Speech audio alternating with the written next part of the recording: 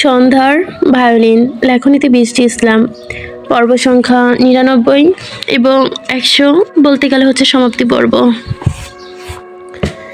শরতের ঠিক আগের প্রকৃতি জুড়ে কাশবনের ঘন ঘটা, আকাশের নিপুঞ্জ মেঘের দলা, রাতে নেমেছে ভুবনের নিস্তবতা। ওহো বায়না ছিল বৃষ্টিতে ভেজা, তাই বাধ্য হয়ে অব্র তার সঙ্গ দিতে হয়েছিল। ওহু একা ফেলে গাড়ি করে মহলে চলে আসা তো আর তার পক্ষে সম্ভব না। ফলস্বরূপ এই জ্বর, তার গায়ে কাঁপুনি। আলিনা খান এখনো জানে না ছেলের এই কঠিন অবস্থা। অব্র নিজেই লুকিয়ে রেখেছে নিজেকে, পাশে সোফায় বসে আছে ওহু, নিবিষ্ট চোখে তাকিয়ে আছে তার দিকে, বোধহয় নিজের অপরাধী ভাবতে ভাবতে মনে। অব্র কম্বলটা গায়ে আর একটু টেনে দিয়ে বলল, রাত হয়েছে, যা ঘুমিয়ে পড়। ওহু চুপ, বারবার চোখের পলক পড়ছে। অব্র আবার ডাকলো, কি রে, কি বললাম শুনতে পারছিস না? ওহু ঠোঁট বাঁকিয়ে জবাব দিল, আপনার কি খুব জ্বর এসেছে অব্র ভাই? না, সকালে সেরে যাবে, তুই যা ঘুমিয়ে গিয়ে। ওহু সোফায় ছেড়ে উঠল। অব্র দীর্ঘ শ্বাস ফেলে কম্বলটা গায়ে জড়িয়ে শুয়ে পড়ল। হঠাৎ কিছুক্ষণ পর টের পেল ওহু আবার ফিরে এসেছে, হাতে দুটো তাজা আপেল।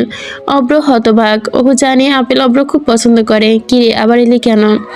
আপনি তো রাতে কিছু খাননি, তাই আপেল নিয়ে এলাম। অব্র এবার শোয়া থেকে উঠে বসলো। ওহু সাহস সঞ্চয় করে বিছানার অন্য প্রান্তে বসলো, ছুরি দিয়ে আপেল কাটতেই ওহু অব্র ভাইয়ের জন্য। আর অব্র একদৃষ্টে মুচকি হাসছে। হঠাৎ করে বলে উঠল, তুই কবে বড় হবি রে কাঠবিড়ালি? ওহু চোখ তুলে তাকালো। কেন, আমি বড়ই তো আছি অব্র ভাই। অব্র একগালে এসে চুল মাথায় হালকা চাটি মেরে বলে, তুই ফল কাট। ওহু মাথা নাড়ল। সেই দ্বাদশী কন্যা একদিন বড় হলো, আর সেদিন অব্র তাকে বিয়ে করলো। নিজের ছোট্টবেলার ভালোবাসার জীবনসঙ্গীকে নিজের করে পেল। তবে একটা তফাৎ, কাঠবিড়ালি ডাকনামটা রূপান্তরিত হয়ে গেল চন্ডবলা। কিন্তু পদবী রইল একই, ওহু। হঠাৎ ওহু বলে, অব্র একটা বেকার চিৎকার দিয়ে উঠল। ঘর কেটে গেল। অব্র সজাগ হলো। সে বন্দি কারাগারে, হাত দুটো শিকলে বাঁধা, ওপরের দিকে ঝোলানো। এতক্ষণ যা ছিল, যা দেখছিল, সব ছিল তার ভ্রম, কল্পনা। ব্রিটিশ সেনাবাহিনী অব্রকে গোপন কক্ষে লুকিয়ে রেখেছে। কয়েক মাস ধরে এই কারাগারে তাকে কড়া নজরদারিতে বন্দি রাখা। যখনই জিজ্ঞাসাবাদের পালা আসে, শিকল খুলে জেরা করে। সঙ্গে থাকে বৈদ্যুতিক শক, নির্মম যন্ত্রণা। জেরা শেষ হলে অব্রকে ঘুমের ইঞ্জেকশন দেওয়া হয়, যাতে সে সজাগ না থেকে কোনো অঘটন না ঘটাতে পারে। কিন্তু সেই অব্র জেগে উঠেছে। ঘুমের ঘোর ভেঙেছে কাঠবিড়ালির স্মৃতির ডাকে। তার মস্তিষ্কে ভেসে উঠেছে ওহুর স্মৃতি, তার সন্তান, সেই খানমহলের ছবি। অব্র উন্মাদ হয়ে ওঠে, চিৎকার করে নিজের মুক্তি করতে চায়, কিন্তু শিকল বাঁধা। আরো দুটো হাত ছুটতে চায় না কোনোভাবেই। কিন্তু শিকল না খুললে ওপরে কংক্রিটের দেওয়াল থেকে গিট খসে পড়ে। অব্র মুক্ত হয়। অব্র শরীর বস্ত্রহীন, বুকের পোশাক দম্ভের সাথে জড়িয়ে আছে, কিন্তু কারাগারের দরজার বাহিরে থেকে তালাবদ্ধ। অব্র বিকট শব্দ করে চিৎকার করে ওঠে। দেওয়ালে একের পর এক ঘুষি মারতে থাকে, চেঁচায় ওহু ওহু। কিন্তু ওহু আর ফিরে আসে না, সে আর কখনো আসবেও না। এই জন্মে না, কাঠবিড়ালির রঙে আর জীবন বাধা পড়বে না অব্রের। ওহু অস্তিত্ব ছোঁয়া যাবে না আর, শুধু ভ্রম হয়ে রয়ে যাবে এখন অব্র সজাগ মস্তিষ্কে দখল করে। হাঁপিয়ে ছুটে অব্র মেঝেতে পড়ে থাকে, দুহাঁটুতে মুখ গুজে। তার সন্তানকে একবার দেখার তৃষ্ণায় কাতর সে। ঈশ্বর তাকে শেষবারের মতো তার চন্ডাকে দেখার সুযোগ দেয়নি, মাতৃত্বের শেষ মুহূর্তের পাশে থাকার অধিকার দেয়নি, চন্ডার জানাজায় অংশ নিতে দেয়নি, তার কবরে এক মুঠো মাটি দেওয়ার সৌভাগ্য দেয়নি। অব্র নিজে তামাম জীবনকে ধ্বংস করেছে এক নারীর জন্য। শুধু এই এক নারীর জন্যই। কে এমন আছে যে এই এক নারীর প্রেমে পড়ে গোটা জগৎ ভুলে যায়? অব্র দুই হাঁটুর মধ্যে মুখ গুজে চিৎকার করে ওঠে, আমাকে ধ্বংস করতে গিয়ে তুমি যথেষ্ট ছিলে চন্ডবালা। তোমার চলে যাওয়া কি খুবই জরুরি ছিল? হ্যাঁ, ঈশ্বর বলো না, যার জন্য আমি আমার পুরো জীবন ধ্বংস করেছি, দিন শেষে তুমি তাকে আমার কাছ থেকে কেড়ে নিলে। তার ঘৃণা নিয়ে কিনা আমার মৃত্যুই যথেষ্ট ছিল, তাকে কেন কেড়ে নিতে হলো? হঠাৎই অব্রর ঘাড়ে সেই সুই ফুটিয়ে দেয়। মুহূর্তেই তার প্রতিটা স্নায়ু অচল হয়ে যায়, চোখের সামনে সব ঝাপসা হয়ে আসে। অব্র হেলে পড়ে মেঝেতে। তাকে আবার শিকল দিয়ে চেয়ারের সাথে বেঁধে দেওয়া হয়। আজমল খানের মুখমণ্ডল জীর্ণ বিষণ্ণ, সময়ের নির্মল দাপটে শুকিয়ে গেছে জীবনের সব রং। একাদা তার চোখে মুখে সেই জীবন্ত উচ্ছ্বাস খেলা করত, তা আছে নিবর্ণ, নিষ্প্রভ। আলিনা খান, তার কালো জামদানির আঁচলে যেন যৌবনের মলিন আলো জড়িয়ে আছে একসময়। এ বয়সে তার রূপে মুগ্ধ ছিল সবাই। মনে হয় যুবতীর আলোটা তার গায়ে এখন আর লেগে নেই, কিন্তু সেই দিন আর নেই। একমাত্র ছেলের হারানোর বেদনায় সে রঙিন জীবন ম্লান হয়েছে, শুকিয়ে গেছে কাঠের মতো। আজমল খানের আদর্শ নীতি সবাই যেন কোথায় হারিয়ে গেছে বিভিন্ন স্মৃতির অতলে। এই কয়েক মাসে একটিবারের জন্য ছেলে অব্রের সঙ্গে সাক্ষাৎ হয়নি তার। প্রতিবারই হতাশার ছায়া গ্রাস করেছে তাকে। গভীর থেকে গভীর হয়েছে। ভোরের আলো ফুটতে চলেছে, কিন্তু আজমল খান এখনো বসে আছে বারান্দার সেই পুরনো চেয়ারে। চোখ দুটো এক ফোঁটা ঘুম নেই। মনের গহীনে শুধু একটাই চিন্তা, ভোর পেরিয়ে সকাল যখন আলো ছড়াবে তখন সেই ছেলের সঙ্গে দেখা হবে যাকে তিনি একদিন ত্যাগ করেছিলেন। 13 ফেব্রুয়ারি 2025। অব্রর হাত দুটো শক্ত শিকল বেরিতে বাঁধা, মুখে কালো মুখোশ ঢাকা। আদালতের প্রাঙ্গণে পৌঁছাতেই মুখোশ খুলে দেওয়া হয়েছে। চারপাশে কেবল সাইরেন, কর্কশ পুলিশ, সেনাবাহিনী, বিভিন্ন সৈন্যরা তাকে ঘিরে আদালতে যাচ্ছে। অথচ এই অজ্ঞ মানুষটি বোঝে না যে বাকি নিজে থেকেই খাঁচায় বন্দি হয়েছে, সে কেন খাঁচা ভাঙে পালাবে। অব্র চোখ দুটো নাজেহাল, চারদিকে তাচ্ছিল। তার মেয়ে কোথায়? আশাব তো একদিন বলেছিল আজ তাকে আদালতে নিয়ে আসবে। আজকে আদালতের জাজ যে রায় শোনাবে, পৃথিবীর কোনো আদালতে সেই রায় আর ফেরানো যাবে না। অব্র উৎকণ্ঠ দৃষ্টিতে খুঁজছে। বুকের খাঁচায় কম্পন ধরেছে। তার রাজকন্যা কোথায়, যাকে একবার এই পাপী বাবা স্পর্শ করা হয়নি? তাহলে আজও কি আসবে না? শুনবে না বাবার পাপের বিচার হচ্ছে? কে এসেছে? আলিনা খানের কোলে স্থান নিয়ে এসেছে। সে বাবার পাপের ভাগিদার হতে শাস্তির। গত কয়েক মাসে অব্রের রাজকন্যা সে খুদে পান, মায়ের আদর ছাড়া, বাবার স্পর্শ ছাড়া অপূর্ব বেড়ে উঠেছে। আজ অব্রকে টেনে নিয়ে যাওয়া হচ্ছে। তার দেহে রক্ত জমাট বেঁধেছে, প্রতিটা কোণে কোণে ক্ষতর চিহ্ন। তবু সে দাঁড়িয়ে আছে পালোয়ানের মতো অটল অবিচল। আদালতের কাঠগড়ায় তুলে আনা হয়েছে তাকে। বিচারক তখনও পৌঁছায়নি। অব্র কাঠগড়ায় দাঁড়িয়ে চোখ বোলাচ্ছে বসে থাকা লোকজনের ভিড়ে, কিন্তু তার মেয়ে নেই। হঠাৎ করে দরজার পানে মৃদু কান্নার আওয়াজে ভেসে আসে। আলিনা খান প্রবেশ করে। কোলে তার রাজকন্যা অনাবির খান রানিয়া। সেই নামটি অব্রই একদিন পছন্দ করেছিল। অব্রের হৃদয় কেঁপে ওঠে। সে পৃথিবীর এক পাল্টে উল্টে গেছে যেন। তার চোখ স্থির হয়ে যায় কোলের দিকে। সেখানে তার রাজকন্যা। সে কাঁদছে। কে কাঁদছে? কেন কাঁদছে? কি হয়েছে? সেই কান্নার ভাষায় বাবা বাবা বলছে কি সে? অব্র বুক হিম হয়ে গেল। শক্তি যেন নিঃশেষ। তার মুখে ফুটে ওঠে তৃপ্তির হাসি। সে ছুটতে শুরু করে সন্তানের দিকে, কিন্তু কয়েক পা যেতে হাতের শিকলে টান পড়ে। শিকলের ধৈর্য তাকে বেঁধে রেখেছে। দাঁড়িয়ে থাকার সাধ্য নেই। চোখের মণিতে ভাসছে কয়েক মুহূর্ত আগের অহুর প্রতিচ্ছবি। কানে বাজছে তার সন্তানের কান্না। অব্র হয়তো চোখ বুঝলো তৃপ্তির সঙ্গে। ঈশ্বর তাকে দেখার সুযোগ দিয়েছে, কিন্তু ছোঁয়ার ভাগ্য দেয়নি। আলিনা খান তাকিয়ে অব্রের দিকে। কতদিন পর নিজের সন্তানকে দেখলেন। নিজের মনে গভীর এক বিষাদ জাগলো। ছেলের অপকর্মের স্মৃতি মস্তিষ্কে হানা দিতে সে হৃদয় বিষিয়ে গেল।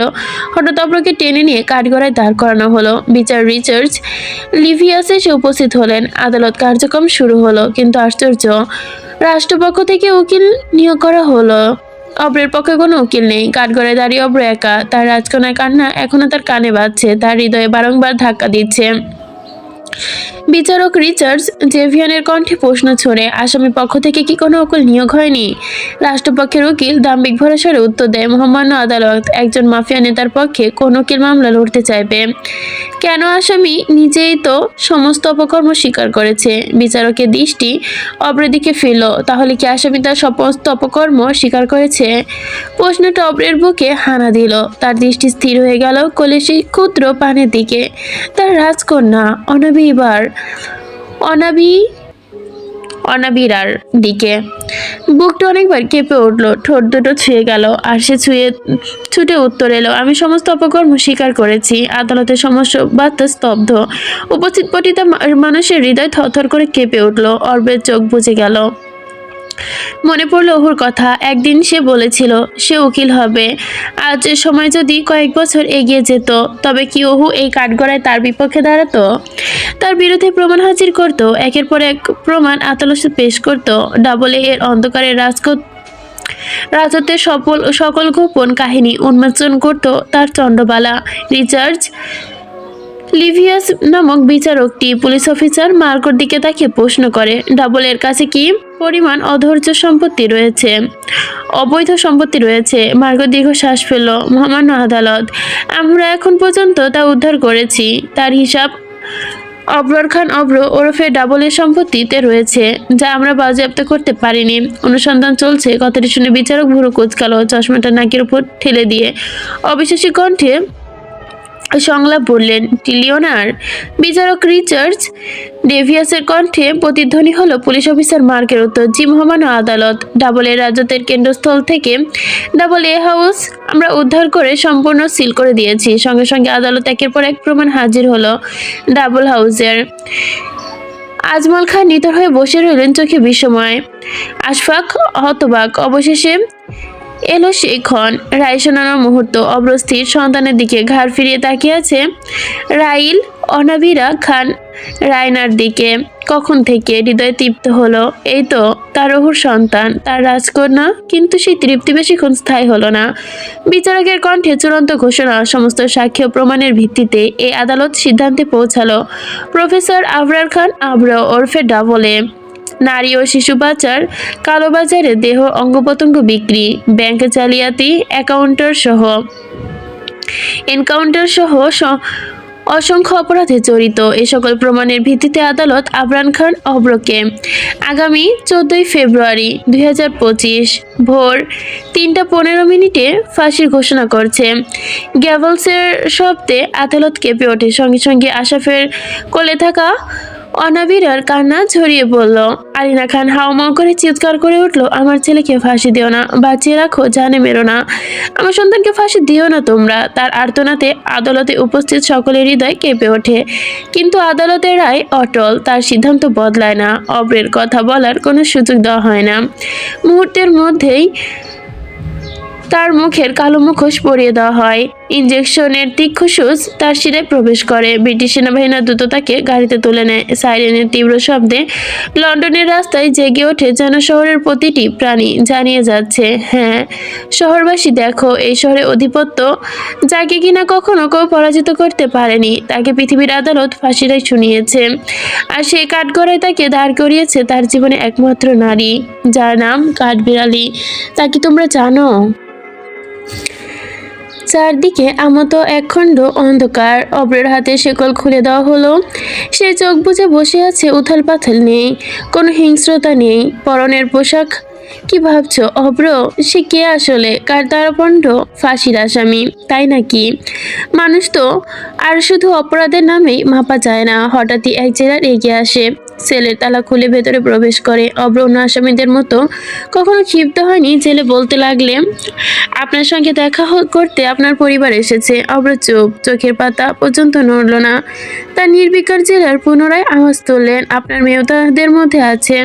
এটাই আপনার জীবনের শেষ দেখা সকলের সঙ্গে কখনো, কারণ এখন রাত 11টা বেজে 14 মিনিট। 12টা পেরিয়েছে, যখন 3টা ছুবে তখন আপনার ফাঁসি হবে। এই কথা শুনে অব্র হাসলো, চোখ বন্ধ রেখে। কি সেই হাসি? কেন সেই হাসি? সে মৃত্যুর রাজস্বকে বুঝে নিয়েছে। কি রক্তিম চাহনি! অব্র বসা থেকে উঠে দাঁড়ালো, শান্ত গভীর স্বরে বলল, চলুন। জেলার সঙ্গে হেঁটে দ্বার প্রান্তে পৌঁছালো পরিদর্শনের। অব্র হঠাৎ কি যেন হলো, থমকে গেল, এক পলক চিন্তায় ডুবলো। ভেতরের দিকে আবারও বাবা আসছেন? হ্যাঁ, তিনি সকলের সঙ্গে আসছেন, জেলার জবাব দিল। অব্র শান্ত মুখে জেদের ঝড়, হ্যাঁ হাঁক ছুড়লেন, ওনাকে বলুন চলে যেতে, নইলে আমি কারোর সাথে দেখা করব না। জেলার ভরকালেন, যার কিছুক্ষণ পর ফাঁসি হতে চলেছে, সে তার বাবার মুখ দর্শন এড়িয়ে যেতে চাচ্ছে কেন? অব্র পুনরায় দৃঢ়কণ্ঠে বলে, উনি চলে গেলে আমাকে ডেকে নিন। অব্র পিছু হটতে উদ্যত হলো। জেলার বিম্বত হলো আলিনা খানের কাছে ছুটে এসে সব খুলে বলতে। সকলে শুনে হতবাক, এখনো জেদ কমেনি? কিভাবে কমবে? জেদ তো তার রক্তের প্রতিটা রন্ধ্রে মিশে আছে, অনশ্বর বংশগতির অংশ হয়ে। উপায়ন্তর না পেয়ে আজমল খান চলে গেলেন এক বুক হাহাকার নিয়ে। অথচ একদিন তিনি অব্রকে নিজের ছেলে বলে অস্বীকার করেছিলেন। বোধহয় এই ছিল তার নিয়তি, পূর্ণ করে দিল তার কঠোরতা নির্মম হিসাবে। আজমল খান প্রস্থান করতে অব্রকে দেখতে পরিদর্শকে প্রবেশ করলো আলিনা খান। এতদিনে পর ছেলের সাথে সাক্ষাৎ হতে তিনি এক ঝাপটায় বুকে জড়িয়ে ধরলেন। আহা, কি নাম দেবে এই মুহূর্তের ভুবন মোহিনীকে, যার কয়েক ঘন্টা পরে ফাঁসির দণ্ডে নিহত হইবার নিয়তি তাকে আজ এক মাতার স্নেহের আলিঙ্গনে আবৃত করছে। অব্র সমস্ত দেহ মারের আঘাতে জমাটে বাঁধানো দাগ। আলিনা খান এক হস্তে আগালেন, ধরে লুবাবার চেষ্টা করলো। ব্যস্ত অভ্র কি কন্দন মুখর হয়ে উঠল পরিবেশ। এই আপা, তুমি কি করলা? আমি তোমাকে ছাড়া কিভাবে বাঁচবো আপা? তোমার সঙ্গে কথা না বলে আমি কিভাবে ভাত খাবো? আমার তো আর কোনো সন্তান নেই, তোমার ছাড়া আমি কিভাবে বাঁচবো বলো? নীরব অব্র হাতের মুষ্টি শক্ত করে চোখের জল লুকিয়ে জবাব দিল, ক্ষমা করে দেন আম্মা, আমি আপনার যোগ্য সন্তান ছিলাম না। আমার পাপের শাস্তি আমি পাবো। আপনি আমার ওপর কোনো দাবি রাখেন না, নয়তো মৃত্যুর পরেও যে শান্তি পাবো না। মাফ করে দিয়েন এই অধমকে। বলে অব্র আলিনা খানের মাথায় হাত বুলিয়ে এক পলক কন্দন করে ওঠে। বেশ কিছুক্ষণ অবসিত হলো তাদের স্নেহ কথোপকথন। হঠাৎ অভের কনে বাজলো অনাবিরার ক্রন্দন ধ্বনি। অব্রর হৃদয়ে যেন ধস নেমে এলো। সে চেয়ে দেখলো আশাপের কোলে কাছে তার অস্তিত্ব, একমাত্র সারাংশ। অব্রর রক্তিম দুই চক্ষু টকবক হয়ে উঠল নিজের সন্তানের সান্নিধ্য লাভের আকাঙ্ক্ষায়। সেও সামান্য ধরে আশাপের কোলে হাহাকার করে কাঁদতে থাকা অবিরাম। বাবার স্পর্শের মাত্রা অনুভব করতে তীব্র বাসনায় অব্র শুষ্ক ঢোক গিলে নিজেকে সংযত করে রূঢ় কণ্ঠে বজ্র অদৃশ্য বাক্য ছুড়ে দিল, ও ও আমার সন্তান, আমার রক্ত প্রতিটি রন্ধ্রে প্রবাহিত হচ্ছে ওর। আমি তো জীবিত থাকি অথবা মরি, আমার পরিচয়, আমার সঙ্গী, আমার অলিঙ্গার জড়িয়ে রাখবে আমার মৃত্যু পর্যন্ত। আম্মা, একবার আমার সন্তানকে কোলে দেন না, ধরেন মৃত্যুর পূর্বে আমার শেষ আবদার। আলিনা খানের বক্ষ পিঞ্জর কম্পিত হলো। আহা, তার তো বুক পড়ে যাচ্ছে নিজের সন্তানের জন্য। তার এই যন্ত্রণার কি হবে? সেই পুরো ঘুমট গন্ধ কি কেউ অনুভব করছে? হাহাকার ফোড়ন মিশ্রিত তপ্তের তীব্র গন্ধে আলিনা খান ধীরে ধীরে এগিয়ে এলেন। আশাফের কোল থেকে অনাবিরাকে নিজের বুকে তুলে নিলেন। আস্তে আস্তে পায়ে পায়ে এসে অব্রের সামনে দাঁড়ালেন। বোধহয় কি নির্মম হৃদয় ছুঁয়ে যাওয়া সেই দৃশ্য। মাত্র কিছুক্ষণ পূর্বেই ফাঁসিতে ঝুলতে যাবে, অথচ আর কয়েক মুহূর্ত আগেই তার নিজের সন্তানকে প্রথম এবং শেষবারের জন্য ছুঁচ্ছে সে। আচ্ছা, ঈশ্বর তাদের এই গল্পটার সময় কি আরো কিছুটা দীর্ঘ করতে পারতো না? কেন এমন নির্মম পরিণতি? আলিনা খান শেষবারের মতো অব্রের দুহাতে গুজে দিলেন তার সন্তানকে। অব্র নিজের রক্তকে, সারাংশকে কোলে নিতে কেঁদে উঠল। না, আজ নিজেকে সামলাতে পারল না। চারপাশের সবাইকে অব্র সঙ্গে নিল, সামলাতে চাইল। অব্র অনাবিরাকে নিজের বুকে শক্ত করে চেপে ধরে চিৎকার করে উঠল, আমাকে ক্ষমা করে দাও তুমি। তোমাকে আমি আমার সঙ্গে নিতে পারলাম না, না তোমার সঙ্গে বাঁচতে পারলাম। তুমি আমাকে কোনোদিনও ভুলে যেও না। তোমাকে যদি যাবার মতো যাওয়ার আগে আর কিছু আমার কাছে থাকে বাকি, তো তুমি চাইতে পারো। এই দয়া পুরো ভার তোমার মায়ের, সব আমার, পুরো আমার। ক্ষমা করে দাও তুমি। যদি তুমি যখন তুমি বড় হবে তখন আমাকে ভুল বুঝে মুখ ফিরিয়েও নিও না। আমি একজন আসামি ছিলাম বলে মুখ ফিরিয়েও নিও না তুমি। তোমার ওপর আমার আশীর্বাদ সবসময় থাকবে, তবে তোমার সঙ্গ দেওয়া আমার পক্ষে সম্ভব হলো না। তোমার মুখ থেকে পাপা ডাক শোনার সৌভাগ্য আমার হলো না। আমার বাবা নেই, তোমারও বাবা নেই। তোমার জীবনে তোমাকে একাই চলতে হবে। দোয়া রইল তুমি জীবনে অনেক বড় হও, সুখী হও। বিদায় আমার রাজকন্যা। অব্র ডুকরে কেঁদে উঠল। অনাবিরার মুখ গাল সবকিছুর সঙ্গে নিজের মুখ থেকে। আহা, কি হতো যদি অব্র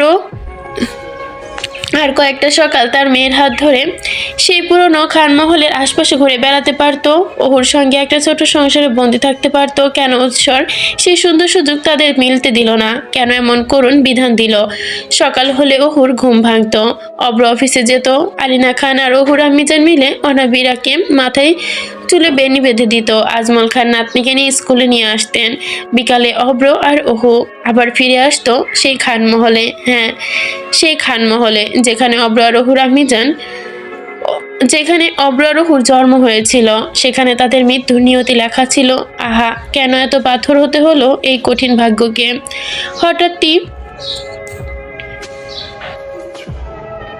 হঠাৎই জেলারের উচ্চস্বরে হুঙ্কার দিয়ে উঠলেন, আর কিছুক্ষণ বাকি আছে সময়, এখন সবাইকে বিদায় নিতে হবে।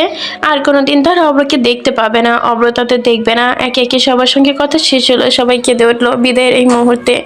অব্র ধীর চরণে হেঁটে এগিয়ে এসে আশরাফের দিকে তাকিয়ে বলে, আমার সন্তানকে আমানত দিয়ে গেলাম তোর কাছে মৃত্যুকাল পর্যন্ত, পরকালে আমার আমানতকে আমার কাছে ফিরিয়ে দিবি, ওকে সাবধানে বড় করবি, কোনোদিনও গায়ে হাত তুলবি না, খবরদার। মাঝখানে আমাদের গল্পকে শোনাবি।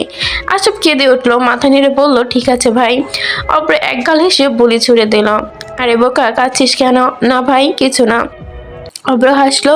হঠাৎ এক পা পিছিয়ে আনিনা খানের কাছে এসে বলে উঠল, মুন প্যালেসে একজোড়া টিয়া পাখি আছে, তাদের আজ ফিরে মুক্তি করে দিবে, কারণ তাদের মালিকও আজ মুক্তি পাবে, তাই মুক্ত আকাশে তাদের ওড়ার অধিকারটা দিয়ে যাবে, আমি দিয়ে গেলাম তাদের।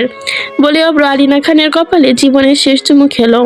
ঠিক তখনই জেলার অব্রের হাত ধরে টেনে নিয়ে গেল। সময় শেষ। অব্র টেনে নিয়ে যাওয়া হচ্ছে। যাওয়ার ঠিক আগে শেষ মুহূর্তে সে শিকলের ফাঁক দিয়ে চেয়ে সেই পরিচিত মুখগুলোকে দেখে নিল, যাদের সাথে আর কোনোদিন অব্র দেখা করতে পারবে না, কোনোদিন না। সবাই কেঁদে উঠলো হাহাকারে। অব্র জেলের গহ্বরে নিয়ে যাওয়া হলো মাত্রই জেলের তীক্ষ্ণ প্রশ্ন ছুড়ে দিল, আপনার জীবনে শেষ ইচ্ছে কি বলুন তো? অব্র আবারও সেই মলিন হাসি ফুটে তুলল মুখে, শান্তকর কণ্ঠে উত্তর দিল, তা পূরণের সাধ্য এই পৃথিবীতে নেই, জানেন তো। আপাতত একটা ভায়োলিন চাই, আমার পরিবারকে জানালেই তারা নিয়ে আসবে। জেলার চলে গেল চুপিসারে হেঁটে। মুন প্যালেস থেকে সেই পুরনো ভায়োলিন এনে হাজির করা হলো, যার সঙ্গে অব্রের জীবনের হাজারো স্মৃতি জড়িয়ে আছে। শৈশবের কত সন্ধ্যা কেটেছে সেই ভায়োলিনের সঙ্গে, তার পরিমাণ গুনতে গেলে হাত থেমে যাবে। অব্র মৃদু হেসে ঝুলে হাত বোলালো তাতে, কোন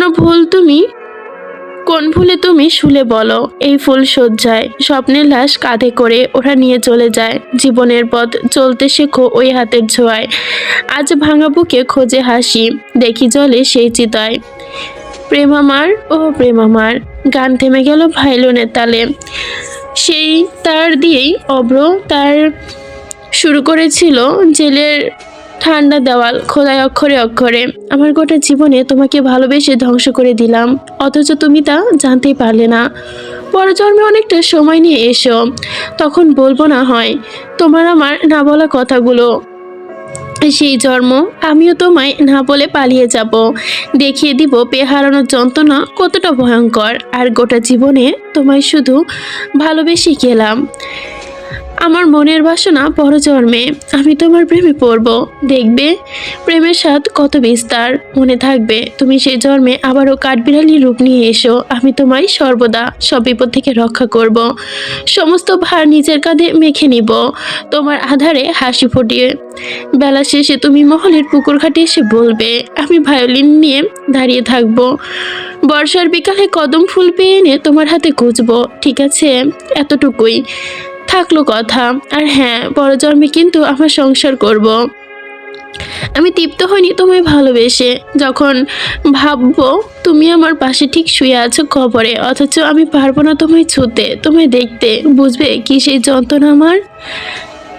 আমি তোমার কত ভয়ঙ্করভাবে যে ভালোবাসলাম তা তুমি জানলে না আমার চণ্ডা।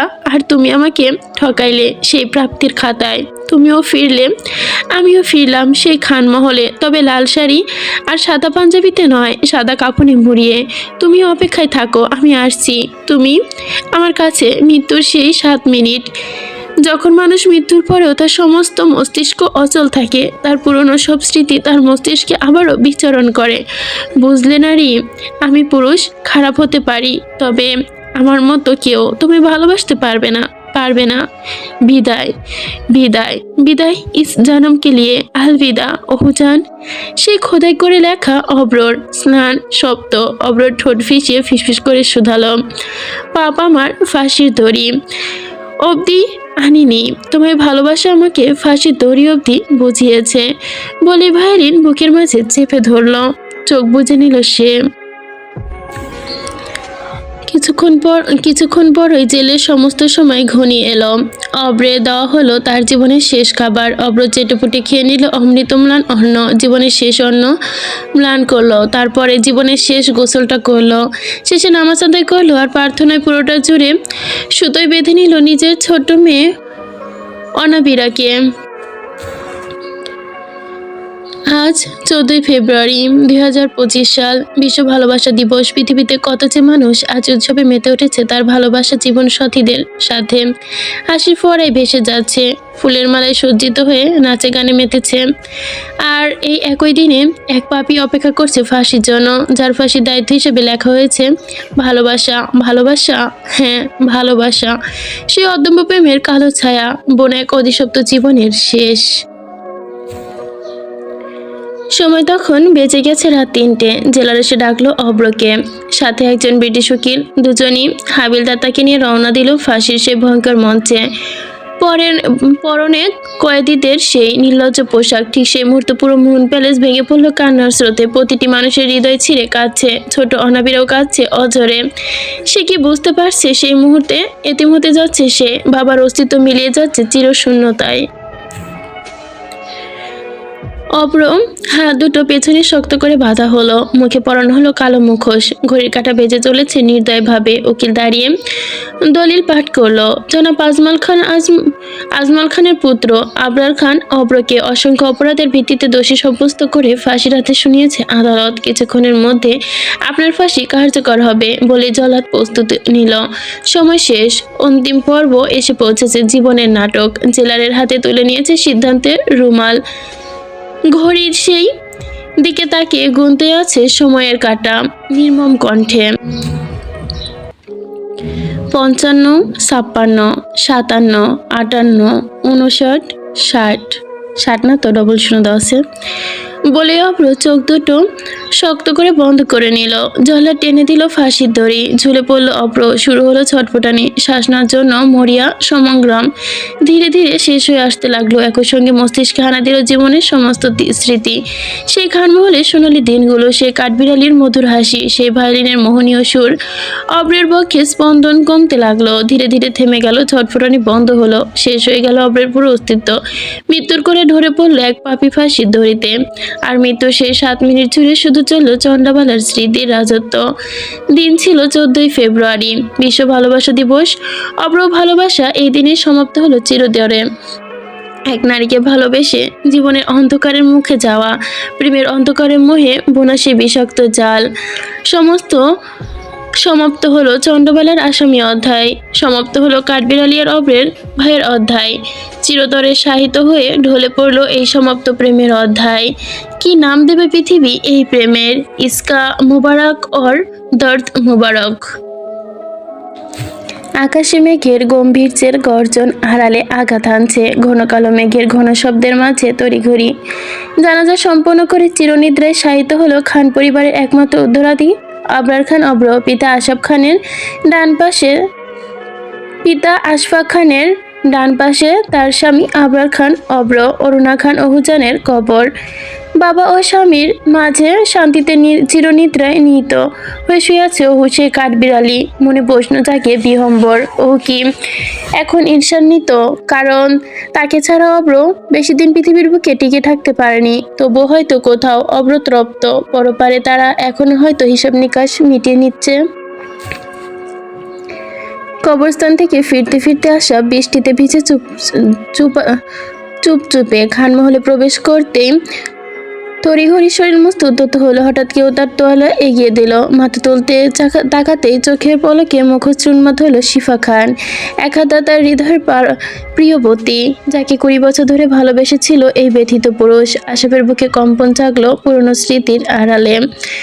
স্পর্শ করলো পুরনো স্মৃতিকে, কিন্তু শিফা এখন তার নয়।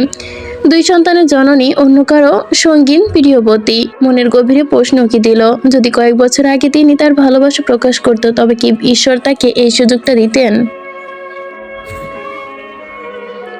এই ভাবনার ঘরে বিভোরে আশাপের কানে ভেসে এলো শিফার কণ্ঠ, তোয়ালে ধরুন আশাপ ভাই। চমকে উঠল আশাপ, নিজেকে দীক্ষা দিল এমন ঘোরের জন্য। বহু বছর পর শিফাকে দেখছে সে, তাই বোধহয় এমন অনুভূতি জাগছে। মনে পড়লো সে হলুদ অন্ধকার গানের কলি। দেখা হবে আমাদের আবারও কোনো এক স্বপ্নের শহরে।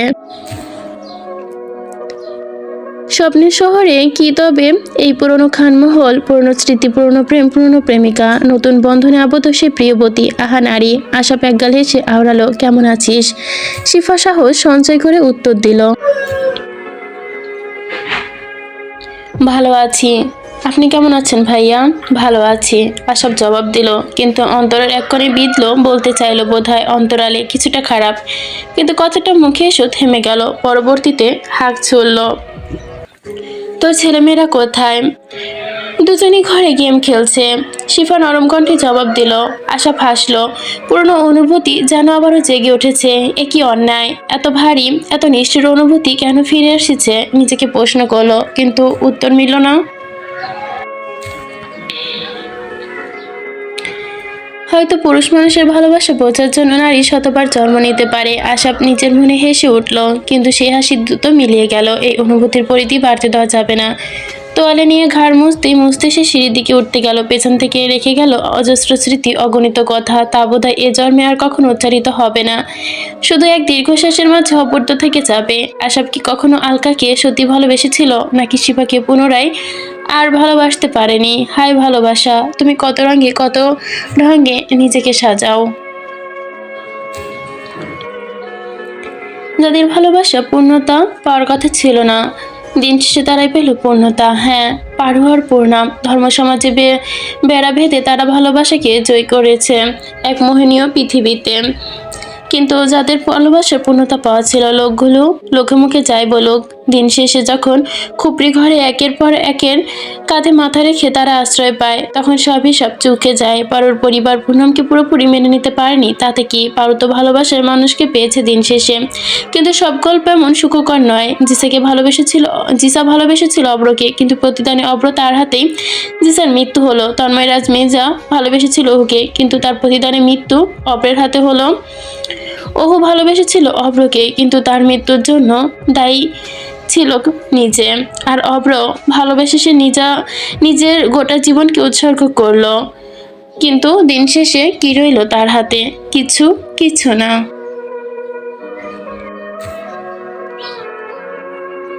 সন্ধ্যা নামে মালতী ফুলের গন্ধ ছড়ায়, সাথে দিনের স্রোতে বাধা পড়ে জীবন।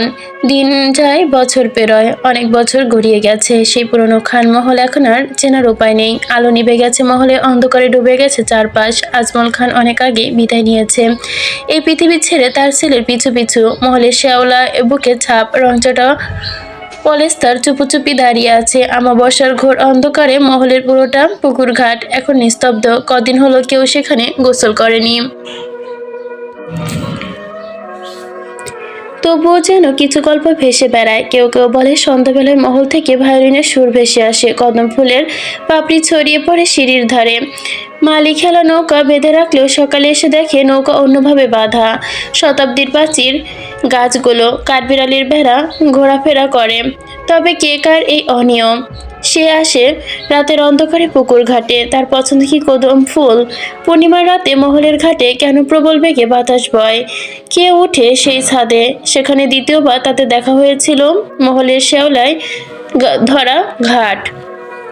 আর ভায়োলিন কিসের সাক্ষী বহন করে? সন্ধ্যার আলো ম্লান হয়ে এসেছে। মহলের প্রাচীরে পাথরের দেওয়ালগুলো নীরবে কত শতাব্দীর শব্দ বুকে ধরে রেখেছে। আশাব ছোট্ট অনাবিরাকে নিয়ে মহলের আঙিনায় ঘুরছে।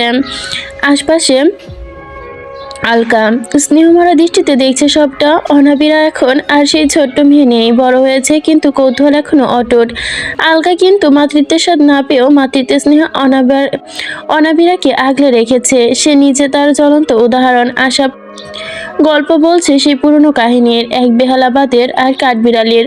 অনাবিরার ছলছল চোখে বিস্ময় প্রশ্ন বিধে হঠাৎ জিজ্ঞাসা করে, আচ্ছা পাপ্পা, আমার আসল পাপ্পা কেমন ছিল দেখতে? আশাফের মুখে এক চিলতে হাসি ফুটে ওঠে আওড়ায়, তোমার বাবা দেখতে একদম এতটা সুদর্শন ছিল যে তাকে পাওয়ার জন্য অনেক মেয়ে আত্মহত্যা করেছে। অনাবিলা চমকালো, অবাধে মিশ্রণ মস্তিষ্কে। সে পুনরায় না বুঝে কথা শুধালো।